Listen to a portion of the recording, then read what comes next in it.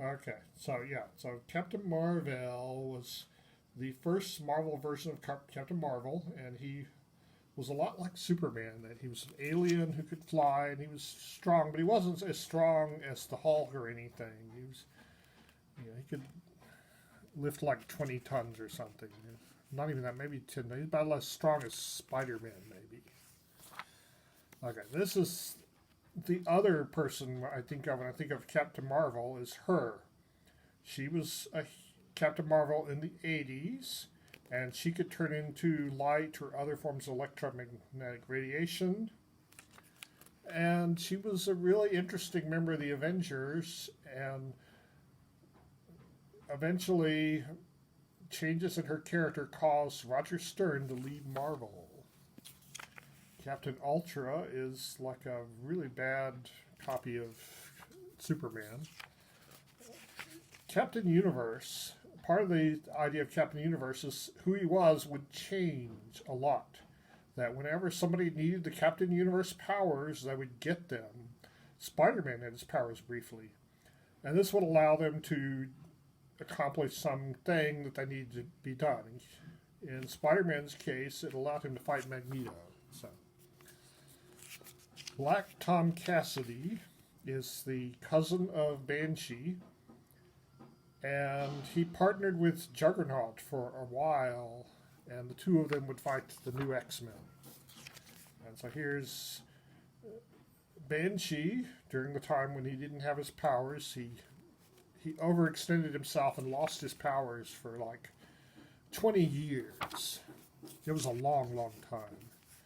Basically, Chris Claremont didn't want to use the character anymore. Here's the Celestials, which were really awesome and cosmic. And they came from a series called The Eternals that Jack Kirby did for Marvel. And later, there was a really awesome storyline in Thor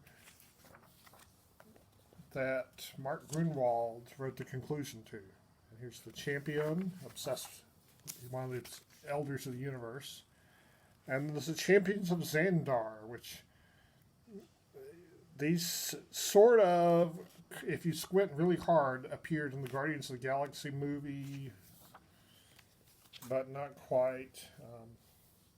Chance, a villain who has luck, the Changeling, who he was one of the X-Men, or rather he was a member of Factor 3 in the 60s, and later Professor X had him impersonate Professor X. He was a shapeshifter, and in the cartoons, they changed his appearance completely and called him Morph. This is the original Morph. Chief Examiner was from a game and then got turned into a comic. Python is just a dark elder god. The Circus of Crime. They showed up several times in the 60s, and then they hardly ever showed up after that. Clea was Doctor Strange's girlfriend in the 70s and 80s. There's Cloak. I understand these had a revival. He didn't appear that often, but people really loved him. And Bill Manilow was most known as the creator of Cloak and Dagger for a long time. Now he's known as the creator of Rocket Raccoon. Collector. Rusty Collins basically could create fire. He was a mutant. And Colossus. I think the Deadpool movie had the best Colossus version I've seen. Constrictor. There was a different character named Omega Red that appeared in the X-Men during the Dark Age. You had basically the same powers. The Contemplator. The Controller had devices he could use to control people. Corruptor could change people's personalities. Count Nefaria, he didn't wear a costume at first, but then he stole some powers from another villain and started wearing a costume. Crimson Dynamo is basically a Russian copy of Iron Man. Cyclops, you probably know. Cypher was an interesting member of the New Mutants. His only power is he could speak languages, so he could say, "Don't shoot" in any language. But his power also lended itself to computer programming, which was a new thing. Home computers were a new thing when this character was created. And when him and Kitty Pryde worked together, they could do amazing stuff, and it was a real shame that he got killed off. Despair is a supernatural villain who makes you depressed. Dagger is probably well known now. Dakeem the Enchanter is a wizard who showed up in various comics, and he was just kind of crazy and weird. Daredevil. Darklock. I don't think I read any comics that starred him. Darkstar was a member of the Champions in the 70s. She basically was like Green Lantern, only she had dark powers, just like Blackout does. And later became one of the Soviet super soldiers in the 80s. And there's Death, which was featured prominently in the Secret Wars. And Deathstalker probably would not be well remembered, except that in his very first comic that Frank Miller did of Daredevil, Deathstalker died. Okay. So Deathbird is an obscure villain who then became a major one in the X-Men.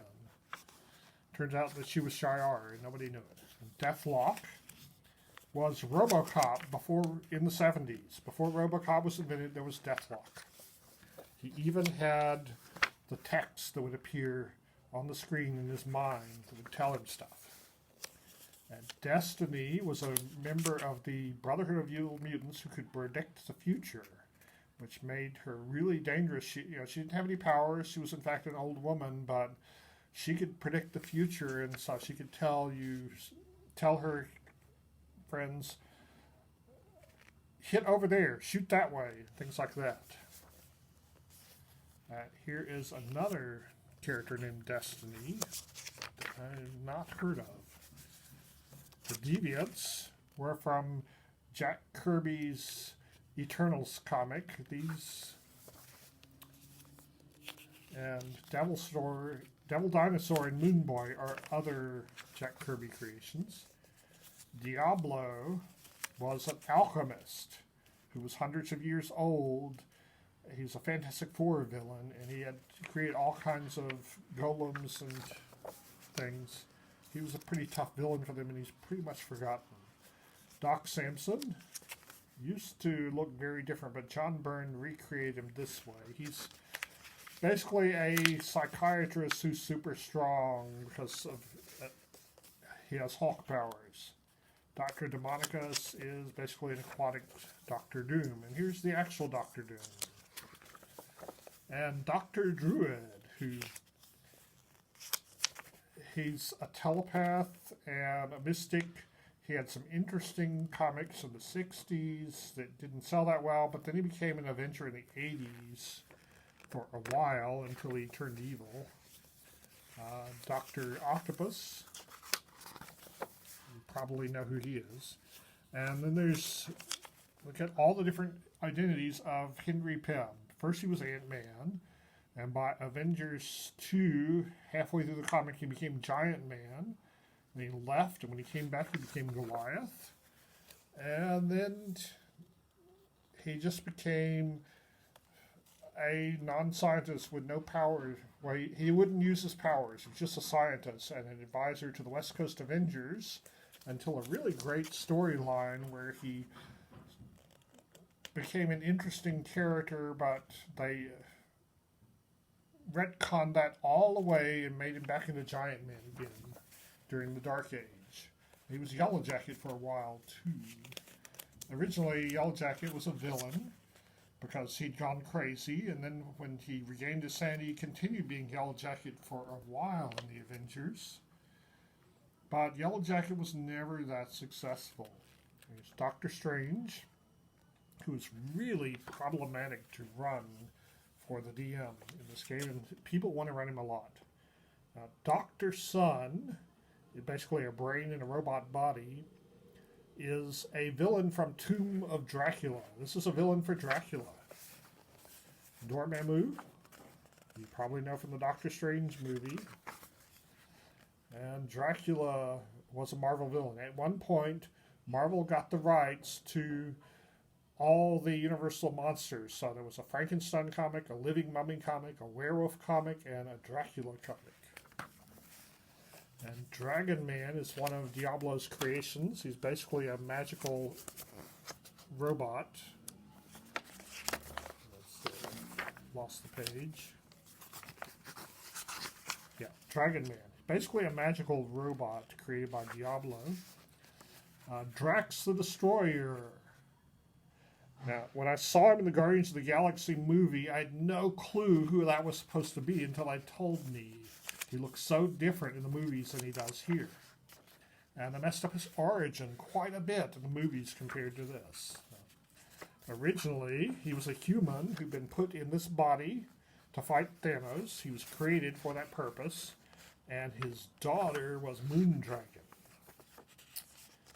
Dreadnought is basically a Iron Man type villain with a medieval flair. Basically a copy of the original Black Knight. And Dreadnaught is basically a big robot. So that's that supplement for the Marvel superhero game. I wish I'd bought more of them, but there was a great series of comics called The Handbook of the Marvel Universe that detailed all the characters. And so I didn't feel like I needed this at